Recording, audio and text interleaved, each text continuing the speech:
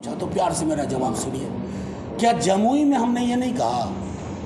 आप असल में सुनते नहीं हैं। जमुई में भी वही कहा कि हमारा गठबंधन कांग्रेस से, माले से, वीआईपी से, सीपीआई सीपीएम से है। हमने नवादा में वही कहा, तो पूर्णिया में कुछ अलग कह देंगे। और मौन समर्थन नाम की कोई चीज़ नहीं होती है इलेक्ट्रल पॉलिटिक्स में, आर पार की चीज़ होती है। सबसे बड़े दो नेता खड़गे साहब और राहुल जी बोल चुके हैं। ये पूरा का पूरा मैं जान रहा हूँ, ये मीडिया मैनेजमेंट चलता नहीं है आमतौर पर। मौन समर्थन कोई इलेक्ट्रल रिफॉर्म में कोई ऐसी चीज़ है कि ये कागज़ है मौन समर्थन वाला, ये है बी फॉर्म। नमस्कार, आप देख रहे हैं सिटी पोस्ट लाइव और मैं हूं आपके साथ हर्षिता प्रताप सिंह।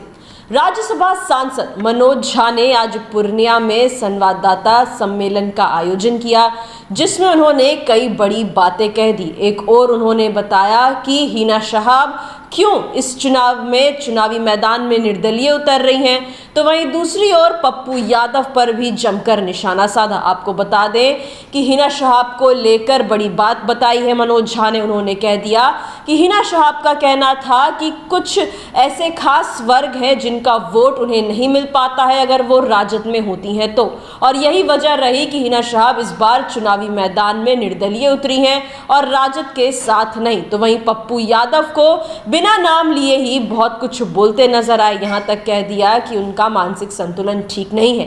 इस मुद्दे पर मनोज झा क्या कुछ कहते नजर आए, पहले आप ये बयान सुने। वोट को कैसे एकजुट कीजिएगा आप? देखिए, मैं एक बात बताऊं, नहीं, ये कीजिएगा क्यों है आपके सवाल में? अल्पसंख्यक एकजुट है, नहीं, वो आपके जहन में एकजुट नहीं होगा, लेकिन मुझे पता है अल्पसंख्यक बहुत गंभीरता से देश के हालात को सोच रहा है। मैं अल्पसंख्यकों के बीच में ही ज़्यादा काम करता हूँ। शायद अगर आप मेरी वीडियोस देखें तो आपको पता चलेगा मेरा ज़्यादा इंगेजमेंट उधर है। नेता प्रतिपक्ष तेजस्वी जी स्पष्ट हैं, लालू जी स्पष्ट हैं, अल्पसंख्यकों के अंदर एक पैसे का विभेद नहीं है। उनको पता है उनके कांधे पे एक बहुत बड़ी जिम्मेवारी है, और वो जिम्मेवारी है कि देश की उस धारा को मजबूत करना। इसलिए वो नगर पालिका के नज़रिए से नहीं देख रहे हैं इस चुनाव को, देश की संसद और वहाँ किस तरह की ताकत बैठे जो नरेंद्र मोदी जी, अमित शाह जी, मोहन भागवत जी को कह पाए माइंड योर बिजनेस। इस संविधान की ओर गलत नज़र मत उठाइए। तो प्यार से मेरा जवाब सुनिए। क्या जमुई में हमने ये नहीं कहा? आप असल में सुनते नहीं हैं। जमुई में भी वही कहा कि हमारा गठबंधन कांग्रेस से, माले से, वीआईपी से, सीपीआई सीपीएम से है। हमने नवादा में वही कहा, तो पूर्णिया में कुछ अलग कह देंगे। और मौन समर्थन नाम की कोई चीज़ नहीं होती है इलेक्ट्रल पॉलिटिक्स में, आर पार की चीज़ होती है। सबसे बड़े दो नेता खड़गे साहब और राहुल जी बोल चुके हैं। ये पूरा का पूरा मैं जान रहा हूँ, ये मीडिया मैनेजमेंट चलता नहीं है आमतौर पर। मौन समर्थन कोई इलेक्ट्रल रिफॉर्म में कोई ऐसी चीज़ है कि ये कागज़ है मौन समर्थन वाला, ये है बी फॉर्म। ऐसा नहीं होता है। संदेश साफ है, संदेश एक ही है, नौकरी मतलब तेजस्वी, संविधान बचाना है, देश की आत्मा को बचाना है, और अकलियत हो या अक्सरियत के भाई हो, उनके सरोकारों को बचाना है। तो सर्वे आपने करवाया, आपने कहा जिसकी जीत पूरा हमारे चुनाव का देखें, 4 महागठबंधन में है, फिर भी चलिए उसको छोड़िए। शिवहर को देखिए, शिवहर में हमें एक अलग तरह की इस बार प्रयोग हम करना चाह रहे थे, तो वहाँ के जो कैंडिडेट हमारे थे वो एमएलसी बनाए गए। दरभंगा के जो हमारे कैंडिडेट थे सिद्दीकी साहब, वो एमएलसी बनाए गए। और 2 सीट ऐसी है, मैं आपको बताऊं, जहाँ पर तय था कि हम अपने उम्मीदवार को लड़ाएंगे।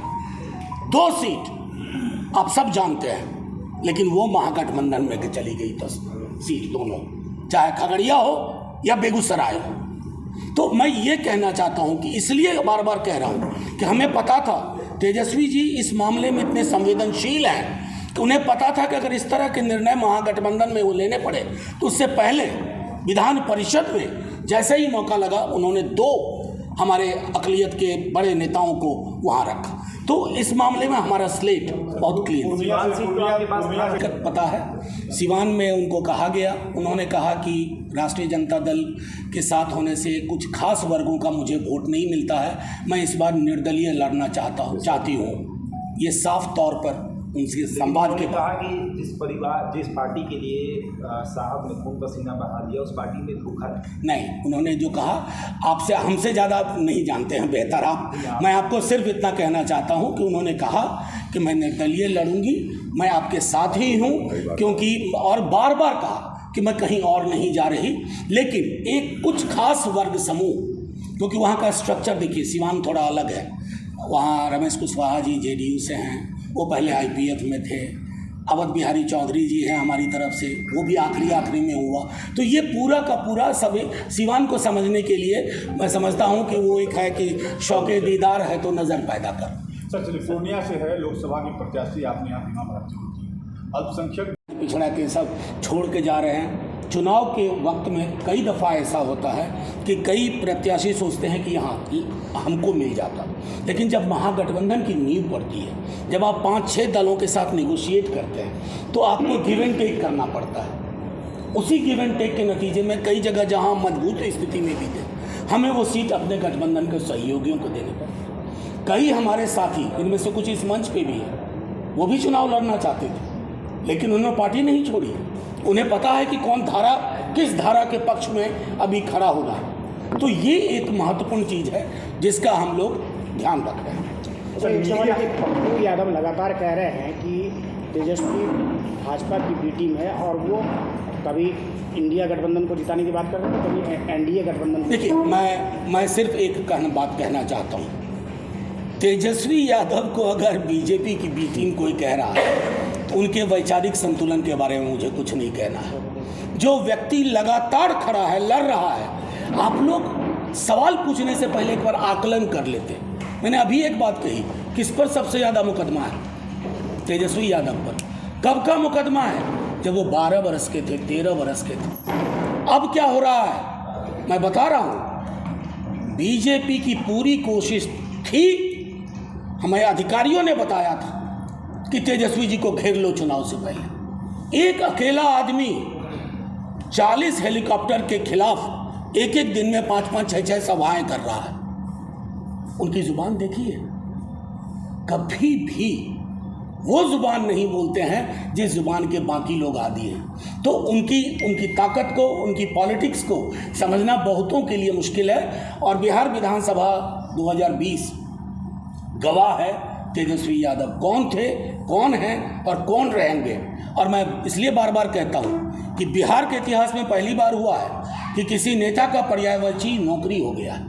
नौकरी मतलब तेजस्वी, ये ऐसे ही हासिल नहीं होती। ये निजी हमला कहाँ तक सही लग रहा है? कौन सा निजी हमला? आप सुन रहे थे राज्यसभा सांसद मनोज झा को। एक और उन्होंने खुलासा किया कि हिना शहाब चुनावी मैदान में इस बार निर्दलीय क्यों उतरी हैं, सिवान में अकेले ही चुनावी मैदान में क्यों उतर गई हैं। तो वहीं दूसरी ओर पप्पू यादव पर भी जमकर निशाना साधते नजर आए। आपको बता दें, पप्पू यादव ने तेजस्वी यादव को भाजपा का एजेंट कहा था। इस मुद्दे पर मनोज झा ने पलटवार करते हुए कह दिया कि जो लोग तेजस्वी यादव, जो कि अकेले पूरे भाजपा से लड़ रहे हैं, लगातार भाजपा के खिलाफ लड़ाई लड़ रहे हैं, अगर ऐसे व्यक्ति को कोई भाजपा का एजेंट कहता है तो उसका मानसिक संतुलन क्या ही होगा, मैं इस पर कुछ नहीं बोलना चाहता हूं। तो वहीं उन्होंने कहा कि तमाम जो एजेंसियां हैं उनके द्वारा ही पता चला है कि तेजस्वी यादव को भाजपा ने चुनाव से पहले घेरने की कोशिश की, लेकिन तेजस्वी यादव लगातार भाजपा से और केंद्र सरकार से लड़ाई लड़ रहे हैं। तमाम मुद्दों को लेकर राज्यसभा सांसद मनोज झा क्या कुछ कहते नजर आए, हमने आपको सुनाया। फिलहाल इस खबर में इतना ही। आप आगे की खबरों के लिए देखते रहिए सिटी पोस्ट लाइव। इस वीडियो को लाइक करें, शेयर करें और चैनल को सब्सक्राइब करना ना भूलें। धन्यवाद।